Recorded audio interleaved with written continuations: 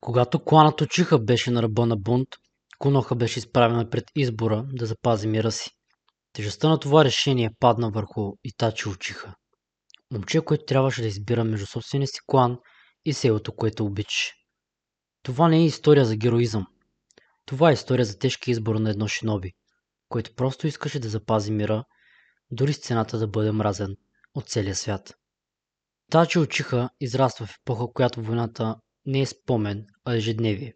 Още като дете той вижда как шинобитата умират, как невинни хора се оказват между битките. Тези гледки не го озлобяват. Те го карат да търси смисъла на живота на едно шиноби много по-рано, отколкото е нормално за едно дете. Итачи е по-зрял от връстниците си, по-тих, по-наблюдателен. Талантът му се разкрива рано, той завършва по-бързо от всички академията.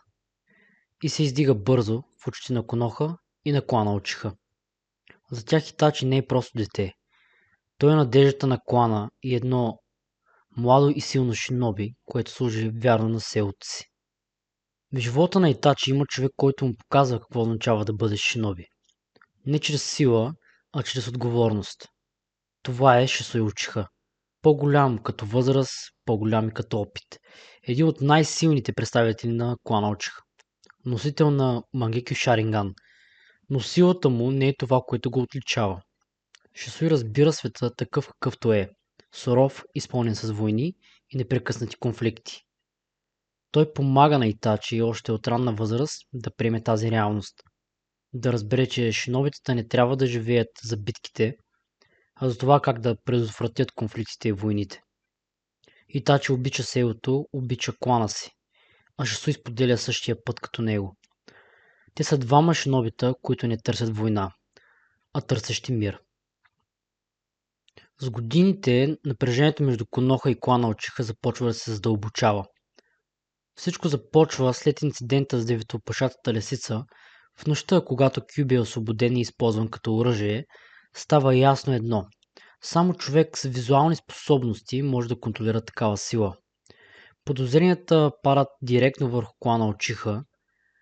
Истината обаче е, че кланът няма никаква вина. Контролът на Кюби е дело на убита Учиха, представител на клана, който действа сам и в сянка. Минато, четвъртият Хокаге, успява да го спре, но подозренията остават. И те се насочват не към един човек, а към целият клан Учиха. Кланът Учиха е преместен в покрайните на селото, под постоянен надзор, ограничен, отстранен от центъра на властта и събитията. Това не носи сигурност, това носи пълна изолация. За времето недоволството в клана расте, доверието се разпада, а отношенията между селото и Учиха стават все по-напрегнати. В тази атмосфера започва да се оформя решение. Кланът Учиха вижда преврата като единствен начин да си върне влиянието, да вземе властта в свои ръце. За тях това не е бунт, това е защита, но за Коноха това е истинска заплаха. Итачи е изправен между клана и селото си. В този момент Итачи вече не е просто член на клана Учиха, той е шиноби на Коноха. Като част от Амбо, Итачи е пряко подчинен на третия Хокаге Хирозен Сарутоби. Неговата роля е ясна – да предава информация, да споделя напрежението в клана и бъдещите им планове с надеждата да бъде намерено решение, което да запази мира. Хирозен търси компромис, време, преговори, решение без кръв. Но има друг човек, който следи ситуацията отблизо както него. Неговото име е Данзо Шимура, лидерът на Корен. За разлика от Хирозен, Данзо не търси мир, той търси контрол. Данзо знае на какво е способен кланът Учиха. Страхува се от тази сила и същевременно я желае. Особено силата на Шисой Учиха. Единственият по това време, за когото се знае, че притежава Мангекю Шаринган. Шисой има решение. Неговото Мангекю Шаринган му дава способността за върховно генджуцу. Планът е прост. Да повлияе на Фукако Учиха, бащата на Итачи и лидер на клана. Да спре преврата без нито една жертва. Мир без война и кръв. Данзо не допуска този план да се осъществи. Той отнема едното око на Шисой, така генджуцуто вече не може да бъде използвано.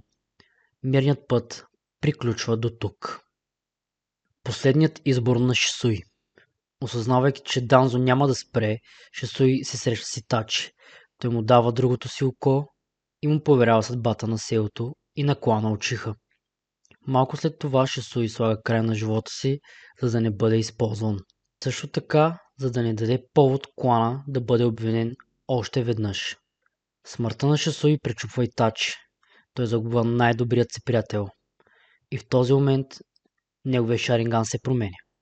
Мангекю Шарингана се пробужда не като награда, а като белег. След смъртта на Шисуи напрежението вече не може да бъде спряно. Данзо притиска Хирозен. Той настоява, че ако не се действа незабавно, кланът Учиха ще вземе властта и ще управлява Коноха чрез страх и сила. Хирозен Сарутоби, третият Хокаге, е изправен пред стената. Хирозен знае, че Данзо е опасен, знае, че неговото виждане за мир е крайно, но знае и друго, че след смъртта на Шисуи кланът Учиха вече не вярва на никого. Преговорите са невъзможни и времето може би вече е изтекло.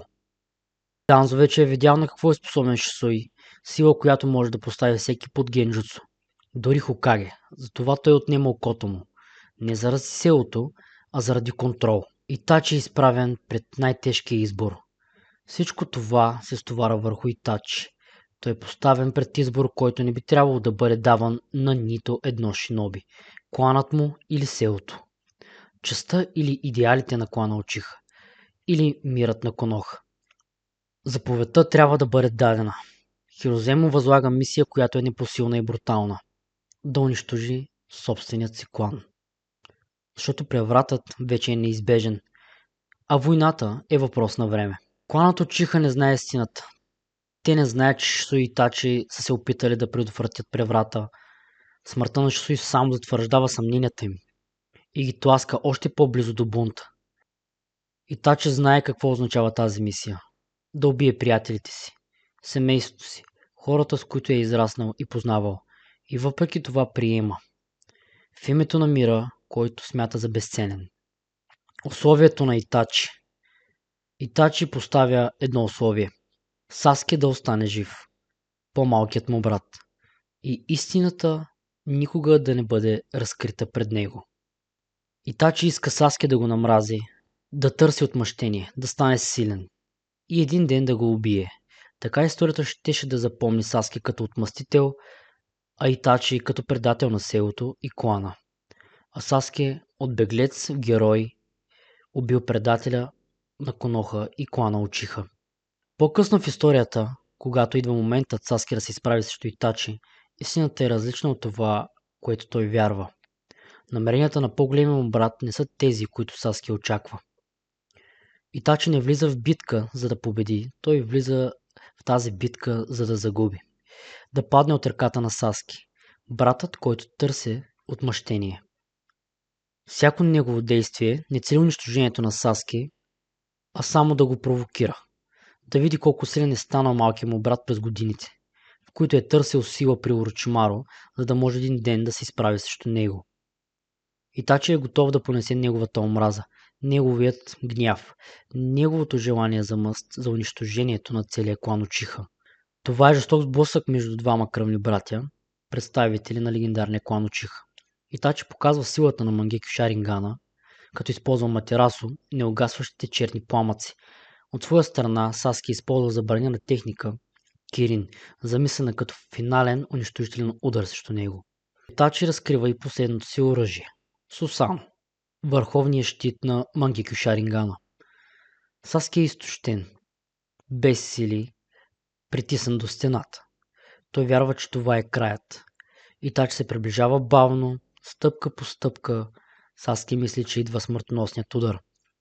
Но точно когато е пред него, Итачи пада в краката му. Не защото е победен, а защото планът му е завършен. Последното действие на Итачи не е атака, не е и техника. Това е докосване по челото на по-малкия му брат. С усмивка, същата, която е виждал още като дете. Но този път жестът носи нещо повече. В този момент Итачи предава очните си сили на Саске. Своето Мангекю Шаринган, заедно с тежката съдба, която идва след него. След смъртта си, Итачи вярва, че планът му е успял. Че Саски ще се завърне в Коноха, че пътят на омразата е приключил. Но всичко се променя, когато убито, представяш се за Мадара, намира Саски. Той му разкрива истината за Коноха, за клана Точиха, за мисията на Итачи. Истината, че брат му е пожертвал всичко. И клана си, и живота си, в името на мира. И че за това е бил обявен за нинджа предател. Тази истина не слага край на омразата. Тя я пренасочва към Коноха. Един от хората, отговорен на съдбата на Итачи и клана Учиха, е Данзо Шимура. И Саски тръгва след него, облян в мрак, заслепен от омраза. Временният неофициален шести Хокаге се изправя срещу него в смъртоносен двубой. По време на жестокия двубой между тях, Данзо вижда истинската сила на клана Учиха, когато омразата излезе наяве. Саски успява да го убие. Отмъщението му е извършено. Но пътят на мрака тепърва започва. Финалното заключение. Историята на Итачи Учиха не е история за победа, не е история за справедливост и не е история за изкупление. Това е история за свят, в който мирът се запазва не чрез истина, а чрез мълчание. Коноха запази мира си, но не запази реда си. Един клан изчезна. Едно дете пое цялата омраза, а истината остана скрита. Итачи не искаше да бъде запомнен, не искаше прошка и не търсеше признание. Той избра да носи греха сам, за да не бъде опетнено името на клана Учиха. И може би най-тежкото в неговата съдба не е това, което направи, а това, че го направи в пълно мълчание. Защото понякога мирът не се ражда от светлина, понякога мирът се пази от сенките.